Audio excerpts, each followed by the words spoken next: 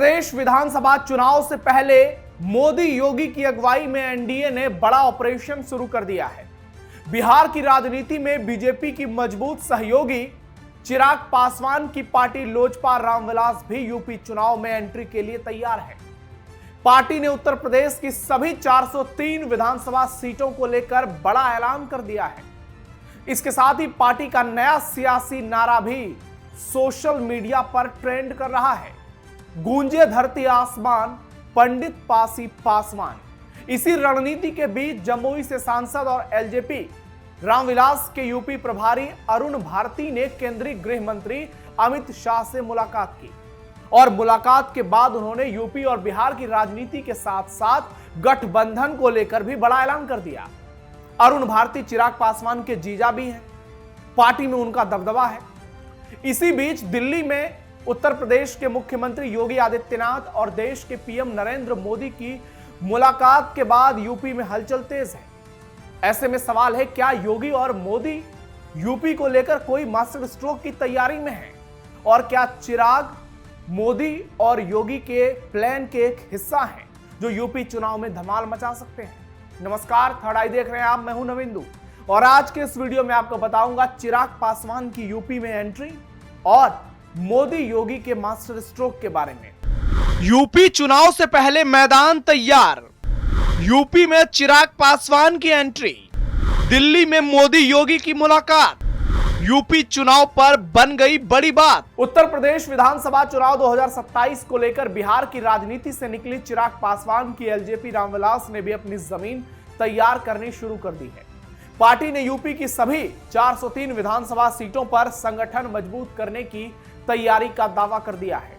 इसके साथ ही पार्टी का नया सियासी नारा भी सामने आ गया है, गूंजे धरती आसमान पंडित पासी पासवान।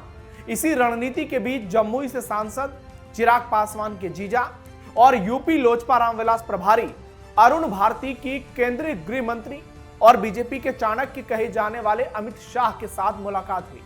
मुलाकात काफी महत्वपूर्ण रही। मुलाकात के बाद उन्होंने यूपी और बिहार की राजनीति के साथ साथ गठबंधन को लेकर भी अपनी पार्टी का रुख साफ कर दिया। अरुण भारती ने बताया कि अमित शाह से मुलाकात के दौरान उनके संसदीय क्षेत्र से जुड़े मुद्दों पर भी बातचीत हुई। खास तौर पर क्षेत्र में आयुध कारखाना स्थापित करने के विषय को उन्होंने गृह मंत्री के सामने रखा। उन्होंने कहा कि दो राजनीतिक दलों के नेता जब मिलते हैं तो राजनीति पर चर्चा होना स्वाभाविक है। इसी क्रम में अमित शाह के साथ बिहार और उत्तर प्रदेश की राजनीति को लेकर भी लंबी बातचीत हुई। यूपी की 403 सीटों पर लोजपा रामविलास की तैयारी। अरुण भारती के मुताबिक यूपी में लोजपा रामविलास की तैयारी सभी 403 विधानसभा सीटों पर चल रही है। हालांकि उन्होंने साफ किया है कि फिलहाल प्राथमिकता चुनाव लड़ने से ज्यादा संगठन को मजबूत करने की है और कहा कि पार्टी पहले बूथ स्तर तक अपना संगठन मजबूत करेगी, इसके बाद चुनावी रणनीति को आगे बढ़ाया जाएगा। अरुण भारती ने समाजवादी पार्टी और अखिलेश यादव पर भी हमला बोला। यूपी में अखिलेश यादव की ब्राह्मण पॉलिटिक्स और पीडीए को लेकर उन्होंने कहा कि अखिलेश यादव अब समाजवाद से हटकर शब्दवाद की राजनीति पर आ गए हैं। उन्होंने आरोप लगाया कि उत्तर प्रदेश में ब्राह्मणों को सम्मानित करने का कार्यक्रम हुआ, लेकिन अखिलेश यादव खुद अपनी पार्टी के कार्यालय में आयोजित कार्यक्रम में नहीं पहुंचे। अरुण भारती का यह हमला ऐसे वक्त पर आया है जब यूपी में सभी राजनीतिक दल अलग अलग सामाजिक मुद्दों को अपने साथ जोड़ने की कोशिश में लगे हैं। पार्टी की इस रणनीति में सामाजिक समीकरण पर खास फोकस दिखाई दे रहा है। गूंजे धरती आसमान पंडित पासी पासवान के नारे के जरिए लोजपा रामविलास उत्तर प्रदेश में पासवान, पासी और ब्राह्मण वोटरों के बीच अपनी राजनीतिक पहुंच बनाने की कोशिश करती नजर आ रही है और उसको लग रहा है कि यही करते हुए उत्तर प्रदेश में शायद पार्टी की एंट्री हो जाए और उसके बाद फिर संभावनाओं का दौर तो खुल जाता है। क्या यूपी में चिराग को सीट देगी बीजेपी? यूपी चुनाव में लोजपा रामविलास किसके साथ गठबंधन करेगी, इस सवाल पर अरुण भारती ने फिलहाल पत्ते नहीं खोले और कहा कि गठबंधन को लेकर अंतिम फैसला पार्टी के राष्ट्रीय अध्यक्ष चिराग पासवान और संसदीय बोर्ड करेगा। यानी पार्टी अभी सभी विकल्प खुले रख रही है। एनडीए के साथ उसके मौजूदा राजनीतिक संबंधों के बीच यूपी में सीट शेयरिंग और गठबंधन को लेकर आगे क्या तस्वीर बनती है, इस पर भी निगाहें रहेंगी। चिराग पासवान की पार्टी के लिए यूपी में विस्तार की कोशिश इसलिए भी महत्वपूर्ण है क्योंकि राज्य देश का सबसे बड़ा विधानसभा है। 403 सीटों वाली यूपी किसी भी राजनीतिक दलों के लिए सबसे बड़ा मैदान है। और यह कहावत बहुत पुरानी है कि दिल्ली का रास्ता लखनऊ से गुजरता है। हालांकि सभी सीटों पर संगठन खड़ा करने की बात और सभी सीटों पर चुनाव लड़ने की रणनीति अलग अलग चीजें हैं। अरुण भारती ने फिलहाल संगठन मजबूत करने पर फोकस किया है। अब देखना यह होगा कि पंडित पासी पासवान के सामाजिक नारे और चिराग पासवान की राजनीतिक यूपी में कितना असर पैदा कर पाती है और विधानसभा चुनाव से पहले एलजेपी रामविलास एनडीए के भीतर किस भूमिका में दिखाई देती है। दिल्ली में मोदी योगी की मुलाकात, यूपी की राजनीति में हलचल तेज। यूपी में 2027 के विधानसभा चुनाव से पहले सीएम योगी आदित्यनाथ का दिल्ली दौरा राजनीतिक तौर पर काफी अहम माना जा रहा है। शनिवार को सीएम योगी प्रधानमंत्री नरेंद्र मोदी से मुलाकात करने के लिए पीएम आवास पहुंचे, जहां दोनों नेताओं के बीच होने वाली बातचीत काफी लंबी चली और दोनों ने मुलाकात भी की, बातचीत भी की। विधानसभा चुनाव में अब ज्यादा समय नहीं बचा है। ऐसे में बीजेपी के शीर्ष नेतृत्व से सीएम योगी की सिर्फ औपचारिक बैठक ये नहीं थी, बल्कि आगामी चुनाव के लिए काफी अहम एक रणनीति के तौर पर इसे देखा जा रहा है। बीजेपी के लिए उत्तर प्रदेश सबसे अहम राज्यों में से एक है और बात केवल विधानसभा की नहीं 2029 लोकसभा की भी है, क्योंकि 24 में बीजेपी को झटका यूपी में ही लगा था। ऐसे में सीएम योगी की बीजेपी आलाकमान से मुलाकात यूपी में चुनावी तैयारियां, संगठन और सरकार से जुड़े कई अहम मुद्दों पर चर्चा की खबर सामने लेकर आई है। सीएम योगी के दिल्ली पहुंचते ही बीजेपी के भीतर भी हलचल तेज हो गई। एक तरफ एनडीए यूपी में काफी एक्टिव नजर आ रहा है, दूसरी तरफ अखिलेश यादव कंफ्यूज हैं, क्योंकि एनडीए की जो भी पार्टियां हैं वो एकजुट नजर आ रही हैं और इंडी गठबंधन अभी उत्तर प्रदेश को लेकर उस तरीके से एक्टिव नजर नहीं आ रहा है जैसे कि एनडीए की तमाम पार्टियां दिख रही हैं। चाहे राजभर हो, अनुप्रिया पटेल हो, जयंत चौधरी हो या संजय निषाद हो, सारी पार्टियां उत्तर प्रदेश में एकजुट नजर आ रही हैं बीजेपी के साथ। जबकि अखिलेश और राहुल क्या करेंगे ये अब तक उन दोनों में से किसी को नहीं पता है। राहुल कहीं और चल रहे हैं, अखिलेश किसी और किनारे पर फंसे हैं। पंडित पासी पासवान का नारा बदलेगा यूपी का माहौल। मोदी योगी की मुलाकात, अरुण भारती अमित शाह की मुलाकात और यूपी में चिराग पासवान की एंट्री की बात।